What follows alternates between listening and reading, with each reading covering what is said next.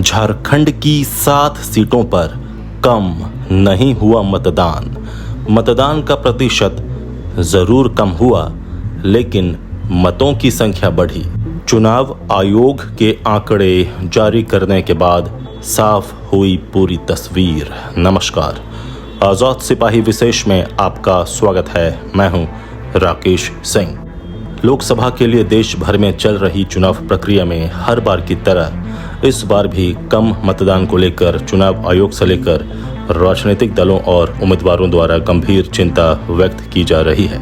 7 चरणों में होने वाले मतदान के 6 चरण पूरे हो चुके हैं और 7वें चरण का मतदान 1 जून को होगा। कम मतदान को लेकर व्यक्त की जा रही चिंताओं के बीच चुनाव आयोग ने इस बार एक बड़ा काम किया है। उसने 5 चरणों के मतदान का प्रतिशत तो जारी किया ही है, इस बार उसने प्रत्येक संसदीय सीट पर मतदाताओं की कुल संख्या और कुल मतदान का आंकड़ा जारी कर दिया है। इस आंकड़े के गहन विश्लेषण से यह बात साफ होती है कि इस बार इन 5 चरणों के चुनाव में मतदान का प्रतिशत कम जरूर हुआ है, लेकिन डाले गए मतों की संख्या 2019 के मुकाबले काफ़ी अधिक है। झारखंड की 14 सीटों में से 11 पर चुनाव हो चुके हैं और चुनाव आयोग ने जो आंकड़ा जारी किया है वह 7 सीटों का है। इनमें खूंटी, लोहरदगा, सिंहभूम, पलामू, हजारीबाग, चतरा और कोडरमा हैं। इन सभी सीटों पर प्रतिशत के हिसाब से इस बार कम मतदान हुआ, लेकिन पिछली बार की तुलना में मतों की कुल संख्या में उत्साहजनक वृद्धि हुई है। इन आंकड़ों के विश्लेषण से मिले नतीजों का सीधा मतलब यह है कि कम से कम झारखंड में कहीं सत्ता विरोधी लहर नहीं है और भाजपा इस पर संतोष जता सकती है। झारखंड की 7 सीटों के मतदान के आंकड़ों का विश्लेषण और उसका सियासी मतलब निकालकर उसके असर का आकलन कर रहे हैं आजाद सिपाही के विशेष संवाददाता राकेश सिंह। देश के आम चुनावों की प्रक्रिया के अंतिम दौर में पहुंचने से पहले ही इस बार कम मतदान को लेकर चौतरफा चिंता व्यक्त की जा रही है। चुनाव आयोग से लेकर राजनीतिक दल और उम्मीदवारों में कम मतदान को लेकर गंभीर चिंता पसरी हुई है। कुल 7 चरणों में होने वाले इस चुनाव का 6ठा चरण शनिवार को संपन्न हो गया, जिसमें 8 राज्यों की 58 सीटों पर वोट डाले गए। लेकिन मतदान के आंकड़ों को लेकर जो गलतफहमी फैली हुई है उसकी तह में जाने का शायद आज से पहले किसी ने प्रयास भी नहीं किया है। आमतौर पर मतदान के बाद मतदान का प्रतिशत निकाला जाता है और इसके आधार पर परिणाम का आकलन किया जाता है। यह काम मतदान के हर चरण के बाद होता है और मतदान के प्रतिशत की तुलना पिछली बार के चुनाव से की जाती है। इस क्रम में चुनाव आयोग की निष्पक्षता पर संदेह किया जाता है और इस बार तो मतदान के आंकड़े का मुद्दा सुप्रीम कोर्ट तक पहुंच गया। हालांकि सुप्रीम कोर्ट ने इस बारे में चुनाव आयोग को कोई निर्देश देने से साफ मना कर दिया, लेकिन तमाम चुनाव विश्लेषकों और भविष्यवक्ताओं का संदेह तो बना ही हुआ है। चुनाव आयोग ने इस बार पहले 5 चरण में हुए मतदान का विस्तृत आंकड़ा जारी कर ऐतिहासिक कदम उठाया है। इन आंकड़ों में बताया गया है कि 5 चरणों के चुनाव में प्रत्येक संसदीय सीट पर कितने मतदाता थे और कितने वोट डाले गए। सुप्रीम कोर्ट में दायर याचिका में यह आंकड़ा बुधवार जारी करने की मांग की गई थी, जिस पर चुनाव आयोग ने कहा था कि इस आंकड़े को सार्वजनिक करने से अव्यवस्था फैल सकती है।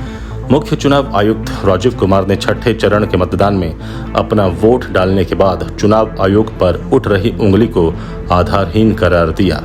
उन्होंने कहा कि कुछ लोगों का काम ही संदेह पैदा करना है। उन्होंने दावा किया कि आयोग में ऐसी मजबूत प्रणालियां हैं जिससे सुनिश्चित होता है कि कोई त्रुटि न हो। उन्होंने कहा कि कुछ लोगों का काम ही संदेह पैदा करना है।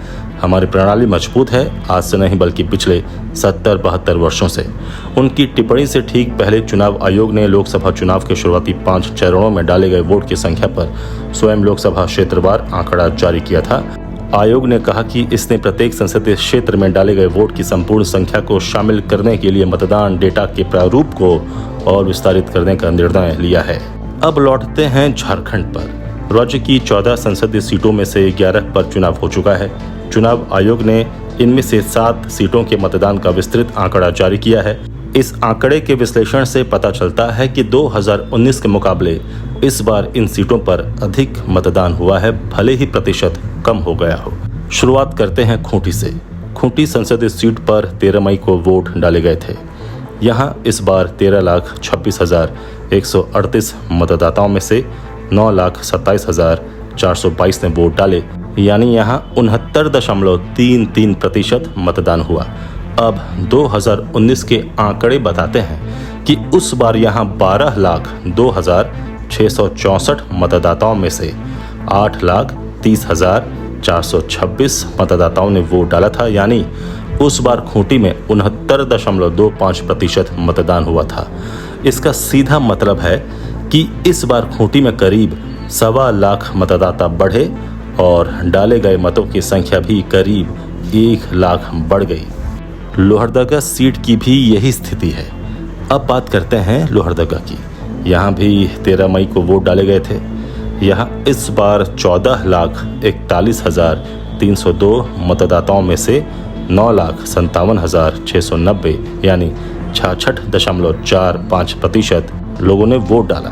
2019 में लोहरदगा में कुल 12,34,286 मतदाता थे, जिनमें से 8,13,360 यानी 66.30% ने वोट डाला था।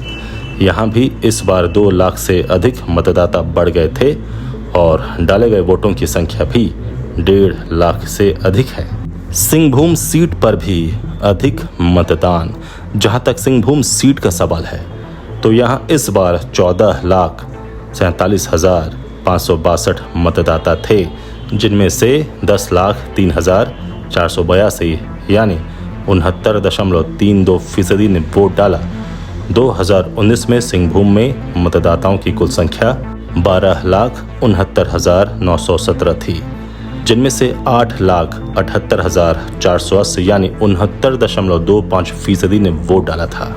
यानी पिछली बार के मुकाबले इस बार सिंहभूम में करीब 1.25 लाख अधिक मतदाता थे और डाले गए वोटों की संख्या में भी लगभग इतनी ही वृद्धि हुई है। पलामू में भी इस बार अधिक वोट हुई। पलामू संसदीय सीट पर भी 13 मई को वोट डाले गए थे। यहाँ इस बार 22,43,034 मतदाता थे, लेकिन उनमें से 13,74,358 यानी 61.27% ने ही वोट डाला। 2019 में पलामू में कुल 18,81,441 मतदाता थे, जिनमें से 12,05,969 यानी 64.34% ने अपने वोट का इस्तेमाल किया था। इसका मतलब यह है कि इस बार पलामू में करीब 3.5 लाख मतदाता बढ़े और डाले गए वोटों की संख्या भी करीब 1.25 लाख बढ़ गई। हजारीबाग, चतरा और कोडरमा में भी यही स्थिति। झारखंड की 3 सीटों हजारीबाग, चतरा और कोडरमा में 20 मई को मतदान हुआ था। वहां भी प्रतिशत के हिसाब से कम मतदान की बात कही गई थी, लेकिन आंकड़ों के विश्लेषण से साफ हो गया है कि इन 3 सीटों पर डाले गए वोटों की संख्या पिछली बार की तुलना में अधिक रही। हजारीबाग में इस बार 19,39,374 मतदाता थे, जिनमें से 12,48,798 यानी 64.39% ने वोट डाला। 2019 में यहाँ मतदाताओं की कुल संख्या 16,67,465 थी और कुल 10,69,155 वोट यानी 64.34% ने वोट डाले थे। चतरा में इस बार 16,89,926 मतदाता थे, जिनमें से 10,76,352 यानी 63.69% ने वोट डाला।